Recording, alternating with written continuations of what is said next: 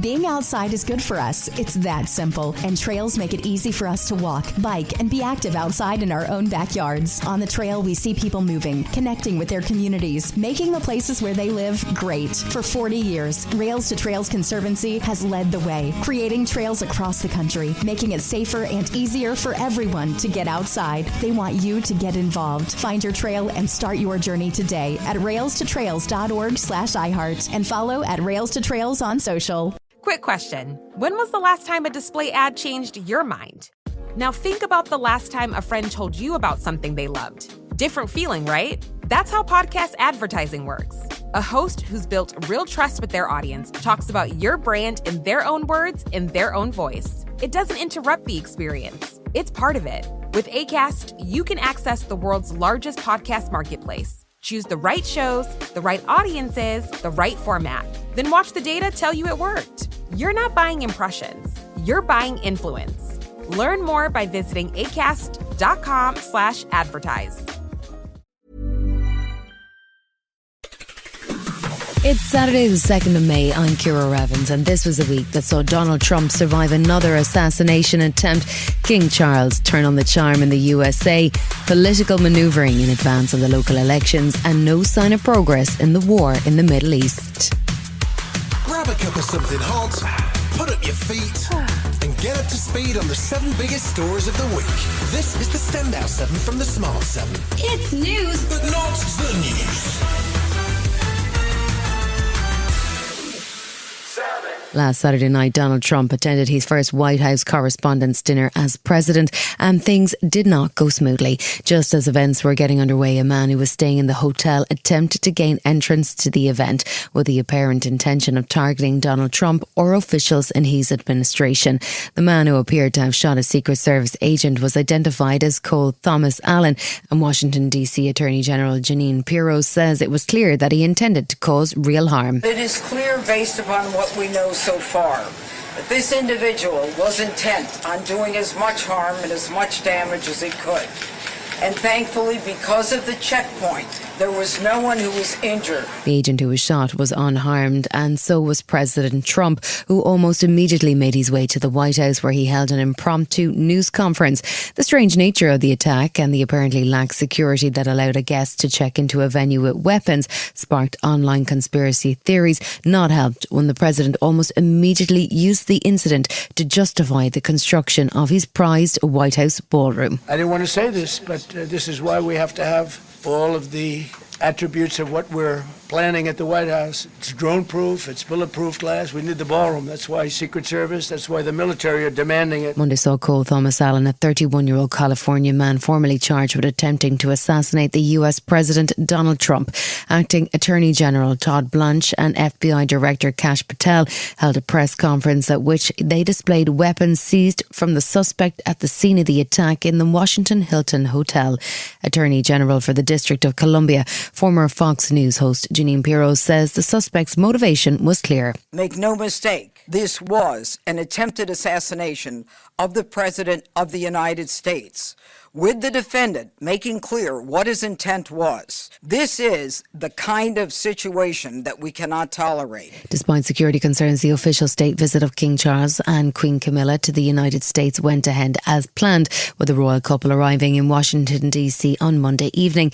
They were greeted at the White House by Donald and Melania and went inside for a private meeting, although the King also got a tour of the White House beehives. Foreign Secretary Yvette Cooper told CNN it was important that the visit went ahead. We're here because this is the 250th anniversary of US independence, and it is, I think, really symbolic that we want in the UK to celebrate a 250th anniversary of what was effectively our defeat. King Charles and Queen Camilla continued their official state visit to the US on Tuesday with a formal welcome from President Trump at the White House.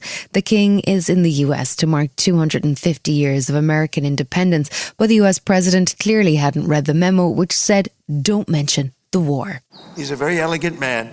Here in the shadows of monuments to George Washington, honoring the British King might seem an ironic beginning to our celebration of 250 years of American independence. But in fact, no tribute could be more appropriate. Despite that awkward moment, there was an Oval Office meeting behind closed doors, which included Vice President J.D. Vance, Secretary of State Marco Rubio and UK Foreign Secretary Yvette Cooper. The King then departed for Capitol Hill, where he addressed a joint session of Congress in a historic moment, as only one British monarch has previously done so. That was Queen Elizabeth II in 1991 at the time of the Gulf War. His speech was well received and included a call for NATO to support Ukraine and a reflection on the 250-year relationship between the US and the UK. America's words carry weight and meaning, as they have since independence. The actions of this great nation matter even more. On your 250th birthday, let our two countries rededicate ourselves to each other in the selfless service of our peoples and of all the peoples of the world.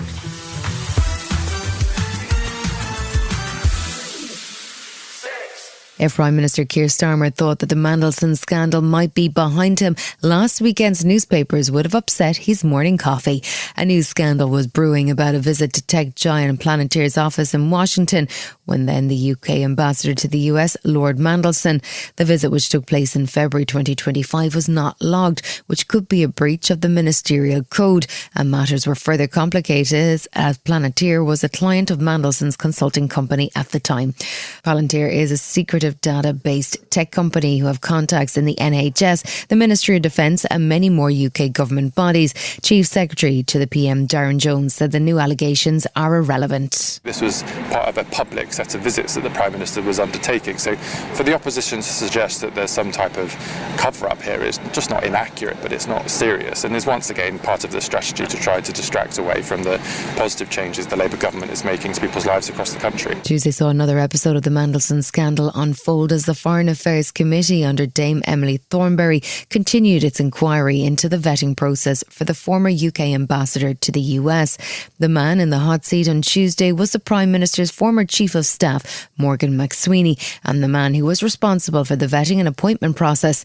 He resigned from his post in February, but was happy to appear at the committee and outline his role in the affair.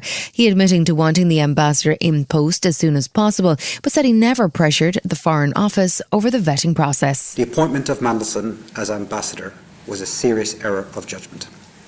I advised the Prime Minister in support of that appointment, and I was wrong to do so. Tory leader Kemi Badenoch had been trying to force a new inquiry, this time by the Cross-Party Privileges Committee, with a brief to see if the PM had misled Parliament. However, despite her efforts, only 14 Labour MPs voted with the opposition. Would they rather be on the side of Peter Mandelson, of convicted paedophile Jeffrey Epstein, on the side of the man who sacked Sir Chris Wormald, sacked Sir Ollie Robbins, Sue Gray? Is that what they came to Parliament for?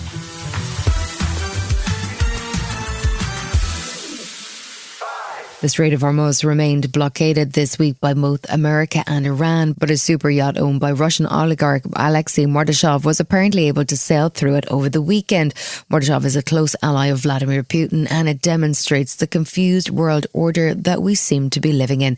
There was no sign of any progress on the deadlock between the US and Iran, but Trump did lash out at the German Chancellor after Friedrich Merz claimed that the US has been humiliated by Iran.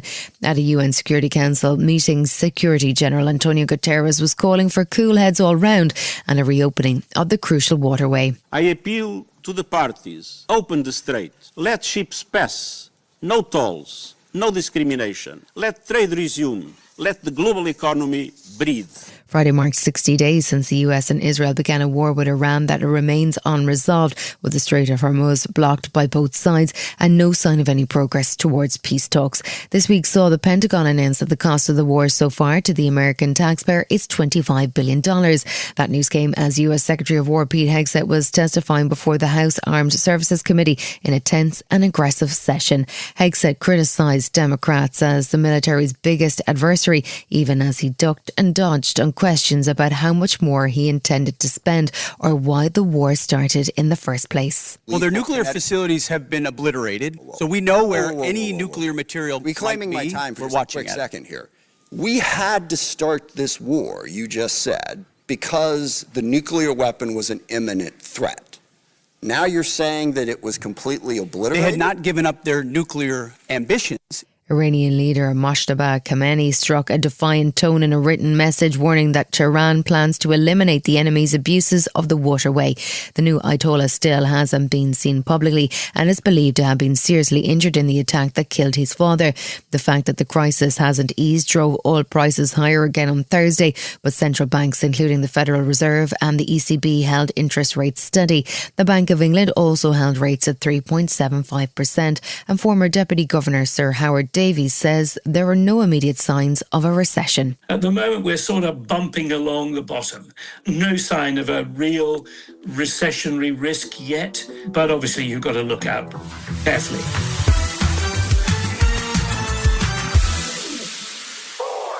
The local elections take place on Thursday, the 7th of May, and Labour looks to be in real trouble as the Mandelson scandal drags on and Prime Minister Keir Starmer's popularity seems to have hit an all-time low. This week saw more evidence from key players at number 10, including former Chief of Staff Morgan McSweeney, with no end in sight. The signs for the local elections are poor. Green Party leader Zach Polanski is hoping his party can capitalise on the chaos, but he was sounding pretty chaotic himself as an interview on Good Morning Britain spun out of control when he felt Susanna Reid's questions drifted off topic. I think you're really struggling here. 10 days till a local election, and today I'm announcing that I want to bring buses into public control. I also want to talk about what's happening in Manchester, in Newcastle, in London, where Greens are picking up incredible momentum. It's interesting you don't want to ask me about any of these things. You want to just do shock jock tactics. And by the way, this is why people hate the media. The Prime Minister spoke to Cathy Newman as she started her new nightly Sky News show, and he says that whatever the local election results are, he'll take responsibility. Of course I take responsibility for everything this government does, but whether it's the day before or the day after the election, people will be looking to me to make sure I'm getting on with the job and delivering for the country. Lib Dem leader Sir Ed Davey is quietly optimistic that his party can cut through the chaos and pick up more seats. That doesn't entirely match up with the latest polling, which shows both Reform and the Greens with most of the momentum as election day approaches. So on Tuesday, Sir Ed took to local radio to try and land some of the key messages for the Lib Dems, that his candidates will be listeners and local champions, and that social care would continue to be a priority for his party. By the end of this Parliament, having become the largest third party for 100 years, I think we're one of the two biggest parties in local government. That will put us right at the centre of British politics ahead of the next election. There was some good news for the economy on Wednesday as AstraZeneca, as Britain's biggest pharmaceutical manufacturer, announced it was resuming large-scale projects in the UK that had been paused last year.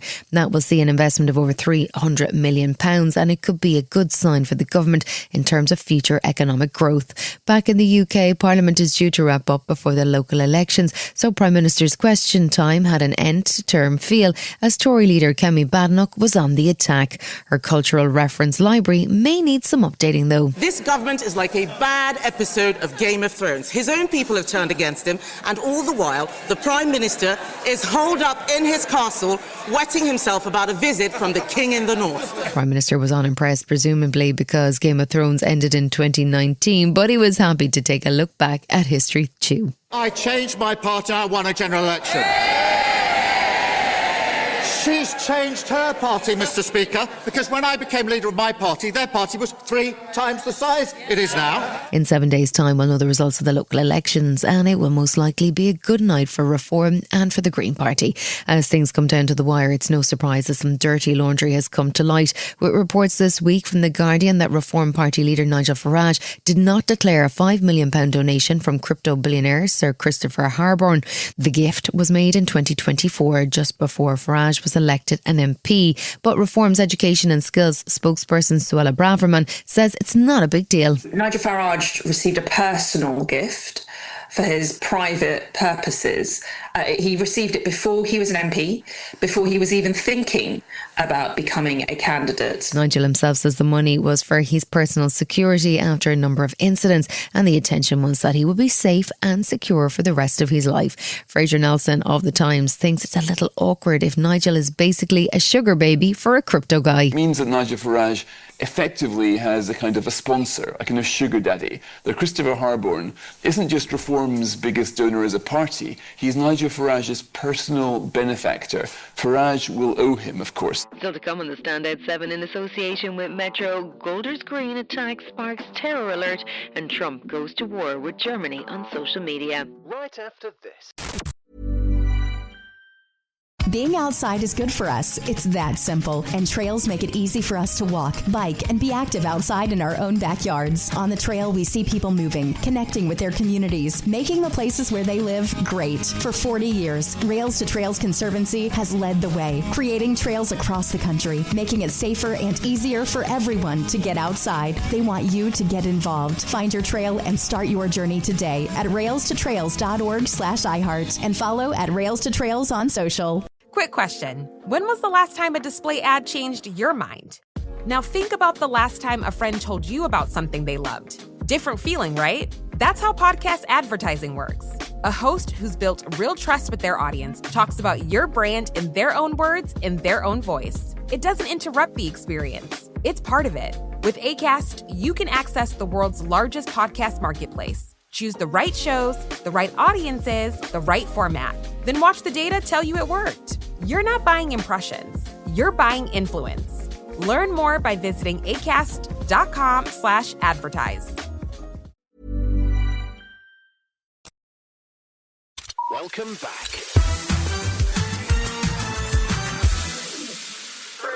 Police declared a terrorist incident on Wednesday as 2 Jewish men were stabbed in North London. The men, who were 76 and 34, were stabbed in the Golders Green area by a man who was tasered and arrested by police and has been identified as a British national born in Somalia who has a history of serious violence and mental health issues. Once again, a group linked to Iran, Harakat Ashbab al-Yaman, claimed credit for the attack online, but it has not been verified. Met Police Chief Mark Rowley says his officers have dealt with more than 20 Iranian-originated plots over the last number of years. This is an attack on one community. An attack on one community is an attack on all London's communities.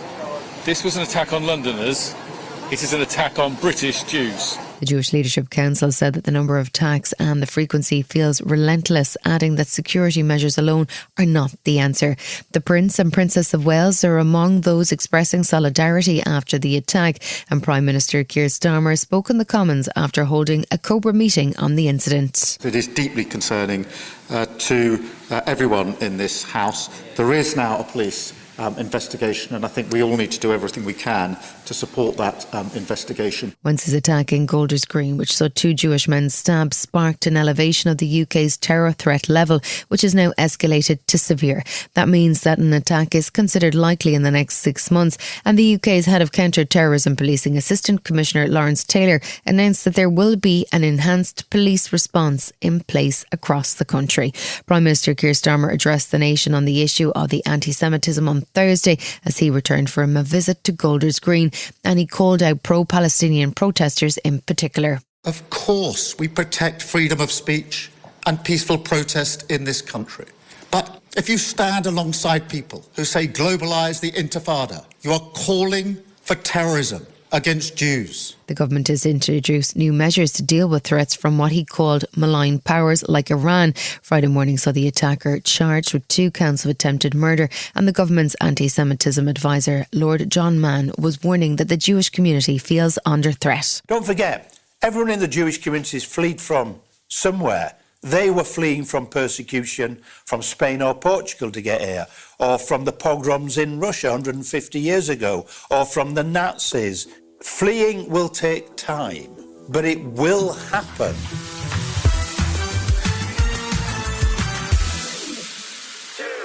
Monday saw more Russian drone attacks on Ukraine, this time on the port city of Odessa.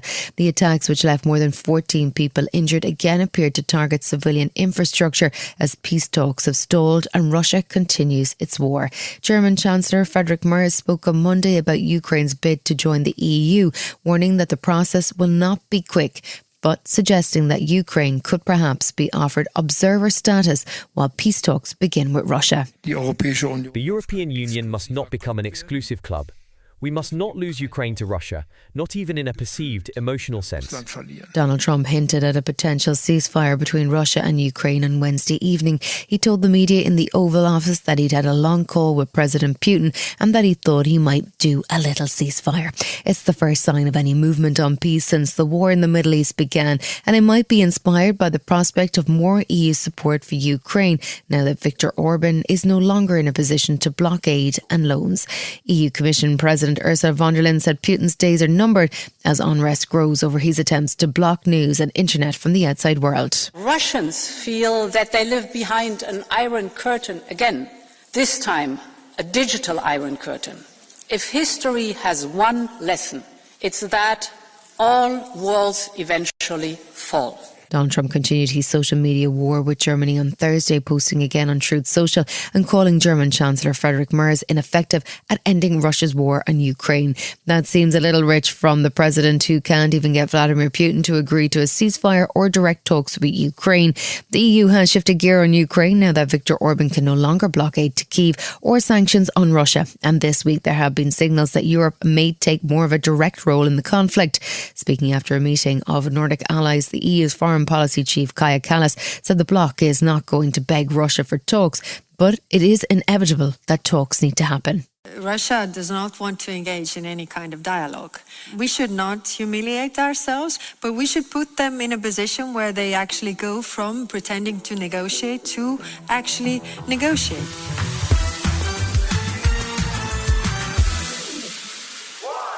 Saturday sees the end of the championship season and it's all down to the wire. Coventry and Ipswich look the most likely to grab the automatic promotion slots, but there are still plenty of teams in with a shout of the playoffs, with the prospect of a Premier League spot as the prize. Wrexham have rocketed up the division since Ryan Reynolds and Rob McElhenney bought the club back in 2021. Whether they make the playoffs or not, the experience with the Dragons has made him a lifelong football fan. Football always just seems like a perfect kind of metaphor for life. Always, like, you don't celebrate the successes too much, you don't dwell on the losses. I'm so grateful for losing, not just in Wrexham, in other areas of my life too, because you wow, does it feel good when you have a win. You've been listening to The Smart 7. We'll be back tomorrow at 7 a.m. Hit that follow button and have a great day. Give us 7 minutes, we'll give you the world. At Pepco, we know that rising energy costs are putting real pressure on families and businesses across D.C. Since we don't control most of your bill, we're focused on all we can do to help our customers. Providing assistance through our Customer Relief Fund, investing in reliability to reduce outages and costly repairs, and advocating for long-term solutions. That's how we're helping customers today and strengthening the system for tomorrow. Learn more at pepco.com/energy costs. Do you keep hearing podcast ads, like this one, for example, but always wonder how you actually get involved with them for your own brand or organization? Well, it's easier than you think. We're Acast, and we give you the platform to do it all yourself. Browse thousands of popular podcasts, choose the shows that match your perfect audience, set your budget, and launch. And if you want a hand, our podcast specialists are there to help you launch with confidence. This is podcast advertising without barriers. Get started at acast.com/advertise.